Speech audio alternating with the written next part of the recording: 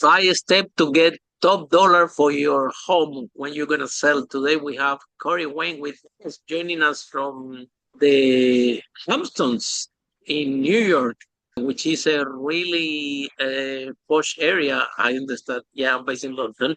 So Corey is a licensed real estate advisor with New York, specializing in luxury residential markets across Manhattan and the Hamptons.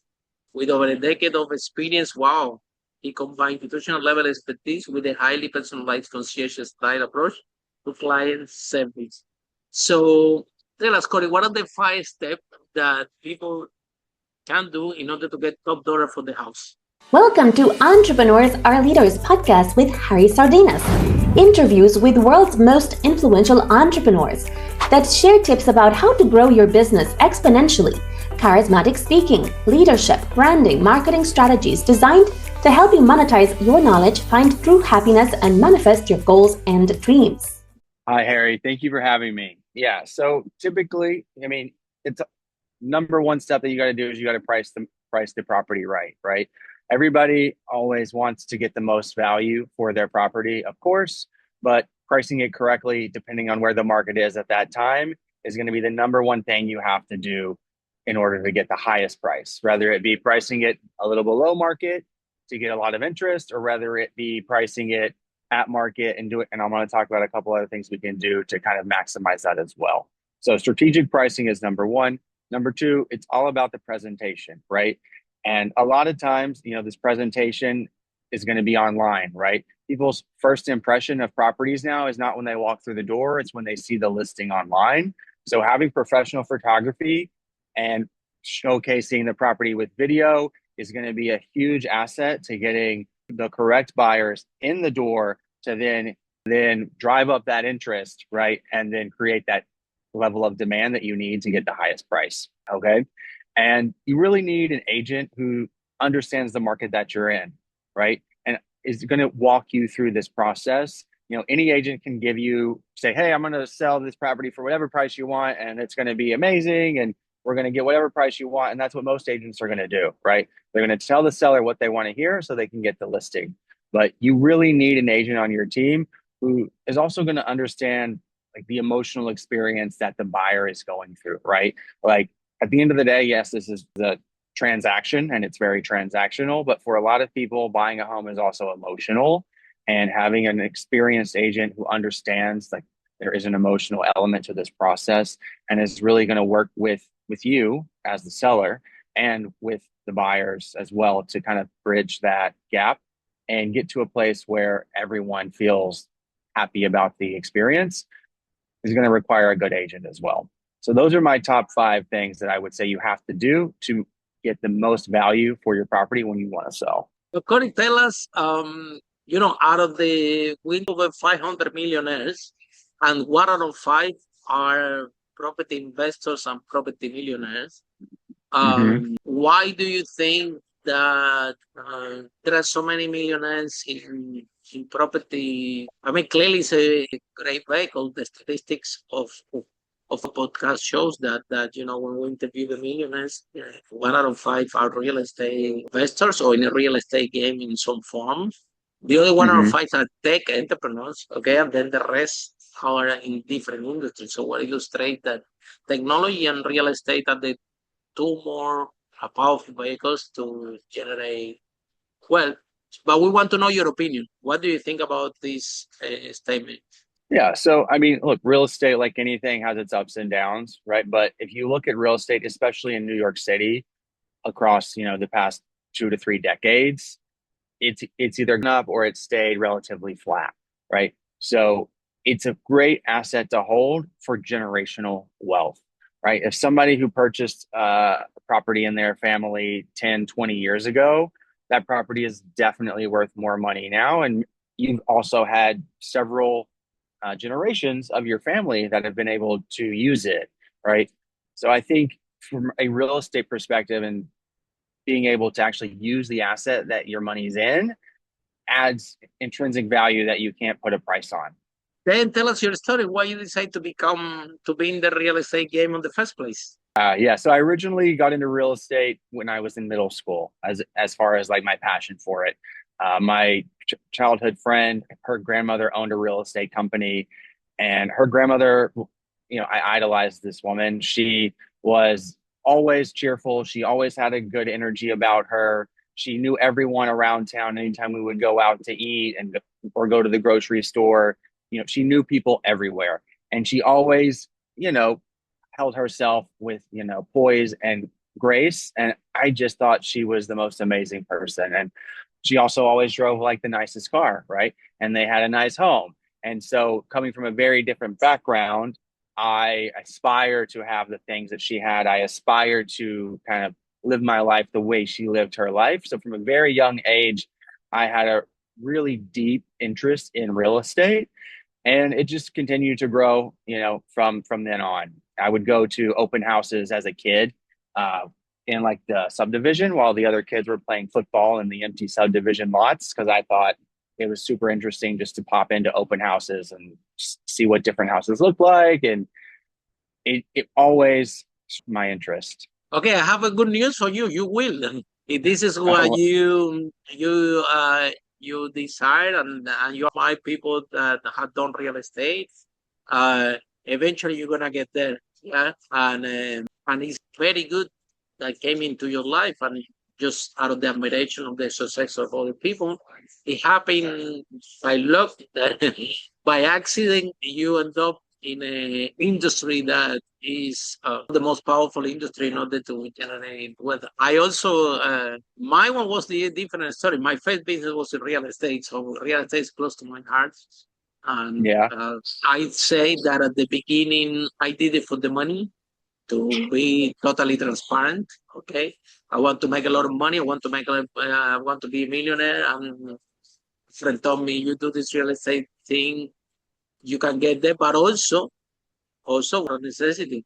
Okay, so I Yeah. want to make a lot of money, but I have a primary necessity also, and I jumped into by accident first because I was working the bartender in London. They would pay me 5.25 per hour, and when the paycheck arrived, I'm seeing that 65% it goes to rent, so I'm left with 25%. So the first thing kind of survival instinct. It was okay. What do if I don't have to pay that rent? Right? I rent the house and then I rent it by unit individually, and all of a sudden I was kind of rich. I get my paycheck next month, and wow, I have six. Oh, it's the 65% of my paycheck. I have it there. I'm like, wow, this is amazing. I'm rich all overnight. And so I saw the power of that. And then I did it and again and again and again. That company was sold over 5 million. So imagine. And it started with the credit crunch in 2008. So the whole point is that the real estate have different strategies. Okay.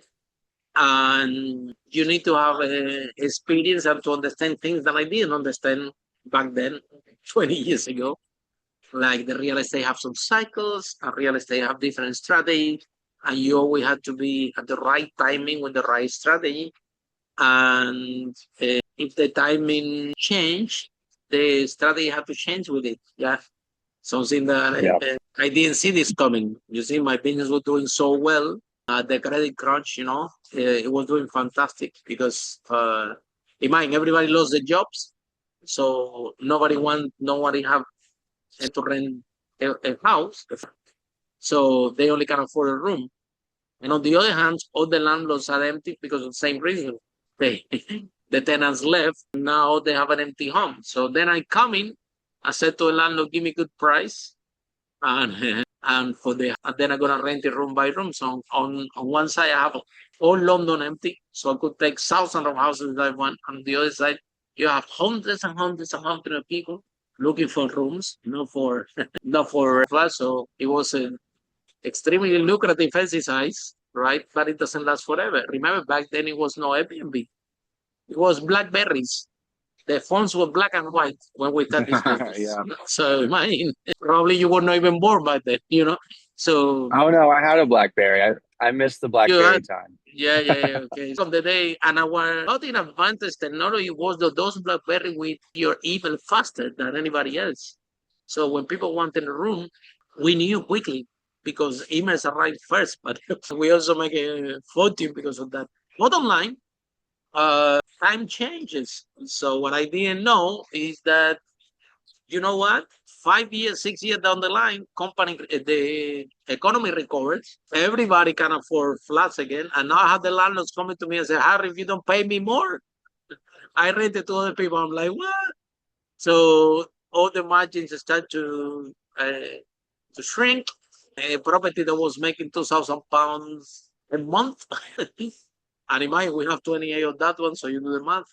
Start to de- decrease, the profit margin, but also the new technology arrives, like Airbnb and things like that. Mhm. So to be in a real estate game, in my experience, okay, and I didn't know about that. I didn't know. I find out this kind of accident that real estate have cycles, and yes, some strategy. This one in London, we call it rent to rent. Rent to rent was amazing for that particular timing on the market, but the strategy have to be changed or have to be adapted because property have different cycle. Now you're in the luxury market, right? When you're selling to a luxury is completely different dynamics. I know that because I train people how to sell luxury products. So tell us, Corey, what you need to be taken in consideration when you're dealing with the luxury market, because this is a market that like to be communicated in clearly they don't have money problems. So uh if you say that they're gonna buy this house cheap, maybe this is something that they might not see any value because they don't have money problem in the first place. That's why they buy this luxury property. No one with money problems would buy a house in the Hamptons.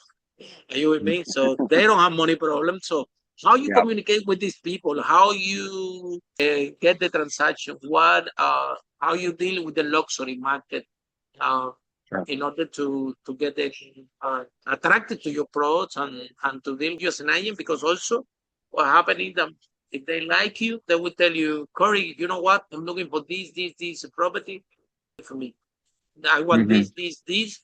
Probably tell you what they want. I think that they will tell you ballpark what they're happy to pay, but in my opinion, I don't think that they will be looking for anything cheaper unless that they are property investors or family office that actually do this for as a main business. So tell us how to deal with the luxury Right. market. Yeah. So I mean, for me, like it's a relationship business, right? For anyone who's working in this field, it's really about, and my relationships are with the people first, right? And I think I anything in New York is considered luxury. While all price points are going to go from the low end, probably 500,000, which is a lot of money for most of the US, right? But on the high end, you've got $100 million apartments. But I treat all of those clients exactly the same. And the way I describe our service is we white glove service that we provide to our clients, right? So everyone's going to get the same treatment, but it's going to be a very good treatment. And not to dilute the of what we do, but like we kind of treat everyone 5 years old, right? So I over explain everything. Everything has a process built out from the beginning when we're just shopping, to the offer stage, to the period where we're doing with the condo or the co-op board package in the city, or the inspections that we're doing out in the Hamptons for the property. So everything has a clear breakdown and kind of a step-by-step guide that we've created to make the buyers or the sellers really feel like they know exactly what's going on at any time, right?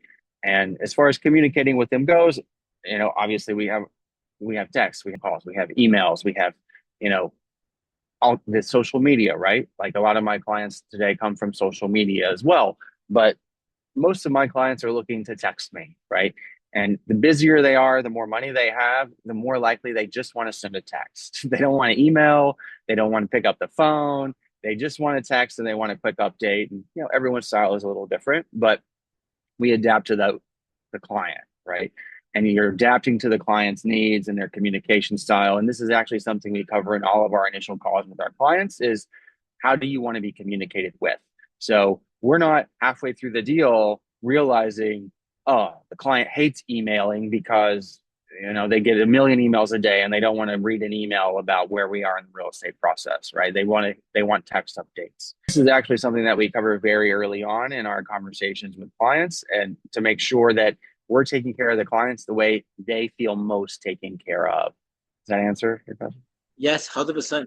And Corey, so what message do you have for the young entrepreneurs out there that they don't know what to do, and they might be thinking that real estate could be a good fit for them?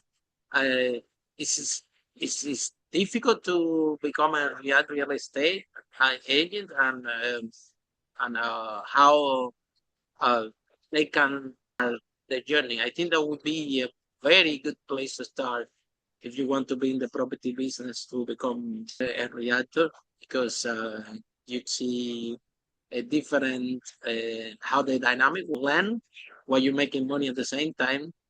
And the good news is that when the good deal comes, you're the first to know. Yeah. If something is really on the discounted, you will know before anybody else, which is very good if you want to become a property investor. Definitely. Yeah. And, everybody comes from a different background and everybody has different reasons for getting into real estate. For me, like similar to you, I originally got in because I wanted to make money, right? I wanted to have wealth. I wanted to grow wealth. I wanted to have a certain quality of life. And I thought that real estate was going to be the best path for me to do that. And because of that, I threw myself into it full speed ahead from the beginning. And for me, that's the only way I was going to be able to make it a career. And I think, I have a team. One of them is in here part-time and they're doing okay. And one of them is in here full-time and they're doing better, right?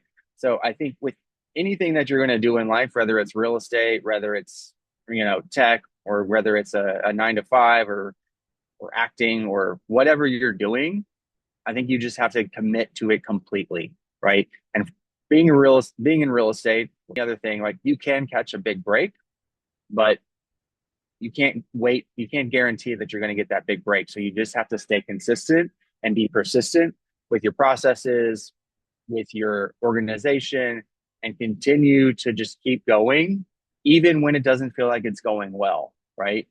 And as long as you're consistent and you stay persistent, I think you're going to be successful in this career. But if someone wants to find out more about you, how people can find you, how this process works? Oh, well, you can find me anywhere online. You can Google my name, Corey Wayne Real Estate. We've got our website, highline2hamptons.com, which you can kind of see back here behind me. Highline, the number 2, hamptons.com. And all of my contact information is there, as well as links to my social media, Instagram, LinkedIn, and all of that. Okay, thank you so much. And apparently there is good weather in New York now, because you are outdoors. It's hot. Yeah. Wow, that's amazing. Good news. So, yes. So thank you so much, Corey, for being in the broadcast, and for all of you following Entrepreneurs and Leaders. See you in our next episode. Our brave entrepreneur. Harry, thank Corey. you. My pleasure. Make business that make the world a better place. Thank you. Bye. Bye-bye. Follow us for more on charismatic speaking, leadership, exponential business growth, branding, marketing, strategies designed to help you monetize your knowledge, find true happiness, and manifest your goals and dreams.